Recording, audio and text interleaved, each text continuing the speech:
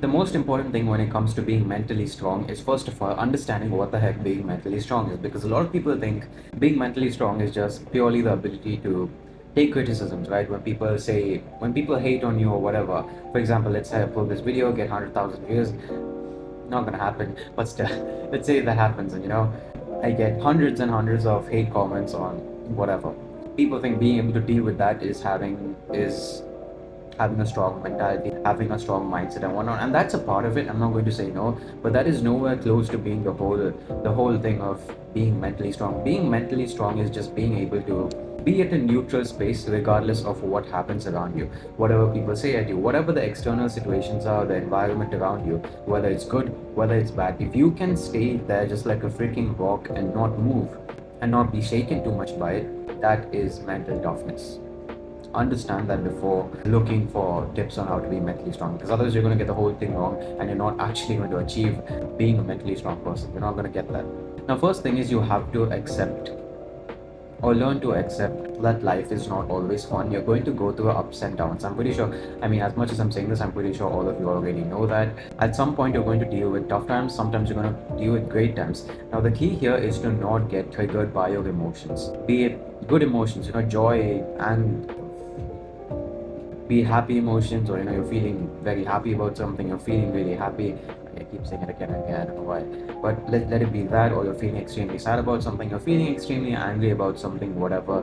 Those emotions are completely normal to feel. I'm sure you would have met certain people in your life, or you would have seen people on the internet, they seem really calm and they seem very expressionless, if that's a word. But the thing is, it's not that they're not experiencing those emotions. They very much are. Let's say you take any great sports person, for example, they make it to the final of the tournament and they lose. And you see their face and they look all calm. They're going to the freaking interview, the post-match presentation, whatever, they're saying stuff and they seem very calm about it. Now, as calm as they may seem, on the inside, they're really hurting. They feel like crying. But it's their ability to not show it out, to not it's your emotions are one thing and your reactions are another thing, and you do not want to correlate the two. A lot of people just correlate the two. You feel something, immediately just let it out. You do not want to do that. At times that can definitely happen, where something gets so on your nerve that you just can't hold it anymore. That's perfectly fine. We're all human. But for the most part, 80% of the time, you do not want to let those emotions become reactions immediately. You want to be able to keep those, and learning to accept that, okay, when something goes wrong, you want to sit back for a second, take a deep breath, and understand, okay, it happened, and find a solution to that, or just accept it happened rather than trying to combat that, or go against it. Because when you go against it, it's just two negative forces colliding against each other. It's not going to end well.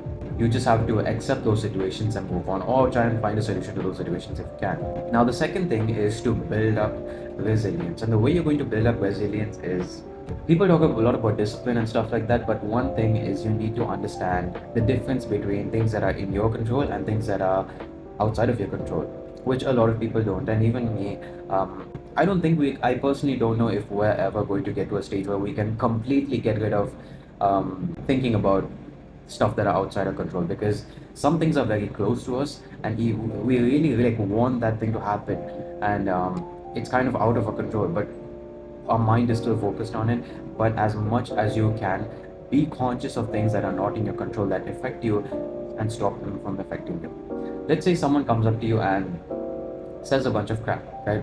Let's say I'm just walking to the gym tomorrow morning, someone comes and says, you look horrible, you this, that, whatever, right? Now that's pretty negative comment, right? But it's up to me to decide if I want to get disappointed by it, hurt by it, angry because he said that or whatever, or not. Or I could just ignore whatever the heck they said, pretend they were a nobody, and then just move on and go to the freaking gym, right? That option is up to me. When you have something come your way, it's up to you to receive it or just let it be that. There's a cake in front of you. It's your choice to eat it or not. It's not that the cake is like actually forcing you to eat it. Even though it's super tempting, it's like, oh, this looks freaking amazing, I want to eat it. It's up to you. Your brain is there to make the decision. Do I want to eat this or not? Just like that. When criticisms or any external situation that are negative comes your way, it's up to you to receive that or not. It's up to you to, take it in and end up getting into a negative frame of mind yourself, or just let it be. That's up to you. Now, most people will not even think about that and immediately just receive that negative. They'll see someone, say something to them and they get triggered by it and they feel like, oh, I need to say something as well. I'm going to get back at you because you said something horrible to me. And another thing I will say is with people who constantly, if there are certain people in your life that you feel constantly criticize you for every single thing you do, there's no problem with you, it's their problem. And you getting irritated by it actually gives them pleasure. I believe it or not, there are some people in this world who they get joy and pleasure out of constantly putting someone else down. And it's honestly your foolishness to not understand that. Let them bark and just yap out whatever the heck they want. Do not take it in. If you take it in, then don't blame them. That's your fault. It's in your control, right? This is something that's in your control. What they say is not in your control. The way you react to it, the way you respond to it, the way you process whatever they said and take it, that is in your control. And if it's in your control and yet you take it in a negative way, that is your problem. Do not blame anyone else for it. Because criticisms are, you can't prevent them. You can be the best person in the world and still there'll be some flaws in you. It's absolutely normal. It's normal. You can work on those flaws, but you can't get triggered or hurt by someone criticizing you for it. And some people criticize you for absolutely no reason. Most of the time, that's the case, right? It's either the fact that you're not like them, or you're better than them, or people just don't know that there are different kinds of people in this world. Whatever, right? They can't accept your situation and they're like, no, you're doing it wrong. They criticize, whatever. You get to ignore it or take it personally. And most people like taking things personally. Even I do sometimes. It's human, but for the most part, everything that I'm mentioning in this video is 80 to 85% of the time.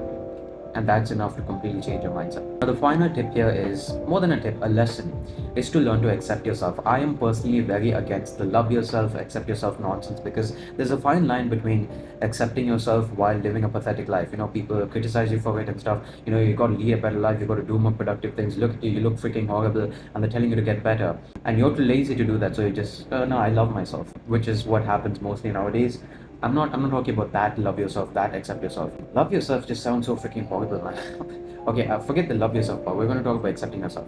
Now, when it comes to accepting yourself, you do not want to be the person that I mentioned before, where you live an absolutely horrible life and you have people telling you you have to actually improve and get better, stop living this freaking pathetic life, and yet you're just too lazy to do it, or you're just too ignorant or too stubborn, and you continue living that life. So you call it, I'm accepting myself. That is not what I'm talking about. You got to accept the core version of yourself. There is a core version, a certain personality that everyone has, and sometimes you may receive criticism for it, which is absolutely normal. I do it for pretty much every single day.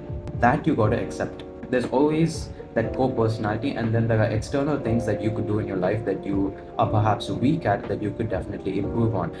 You accept that you could improve on those. You see the difference here. There's one aspect where you're living a horrible life, and you're accepting that, which is not what I'm asking you to do.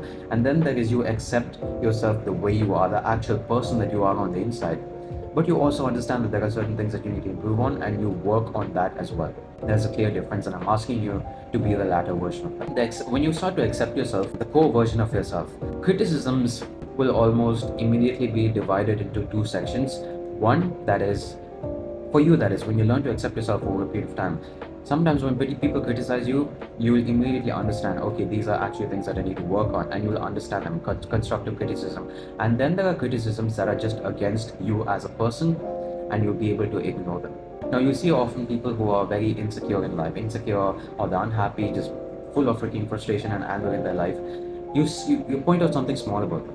You go and tell them, this shirt on you does not look really good. It doesn't fit you too well. It would be better if you wore something else. They'll get immediately triggered by it. They'll get immediately triggered by it, angry about it, and they'll get back at you, say something mean at you or insult you to get back at you, even though what you said to them is just a suggestion, not really an insult. They'll take it as an insult. Now, these people, their goal is not to get back at you. Their goal is not their goal, but they are insecure in themselves, so they feel the need to get back at you. When you learn to accept yourself, you won't have this feeling. You will immediately be able to distinguish between, okay, a person is actually giving me constructive criticism that I need to work on, I could improve on, and then criticisms that are just pretty much useless, where people just say to bring you down, that have no value in them. Now, these are the three things you need to do to build mental toughness. Overall, the basic point is you want to stay in a neutral space, a calm space of mind where you're almost like a rock, and regardless of whatever happens around you, sandstorms, whatever the heck, you're just there, if that makes sense. You're not shaken upon, or you're not bothered immediately by things that happen around you. You don't give out a quick reaction. You're not too emotionally responsive. I just made that word up in my head, but if that makes sense. You're able to process things around you and react accordingly rather than react emotionally. That is being mentally tough. And being this, as a result of this, you'll immediately be able to handle criticisms and all that.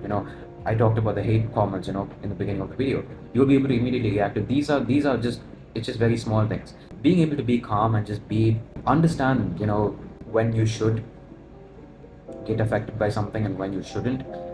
That's mental toughness. Just literally as simple as that. Just being in a neutral headspace where you're able to process things, put away things that you don't need to, and then take in things and work on things that you actually need to. That is literally it.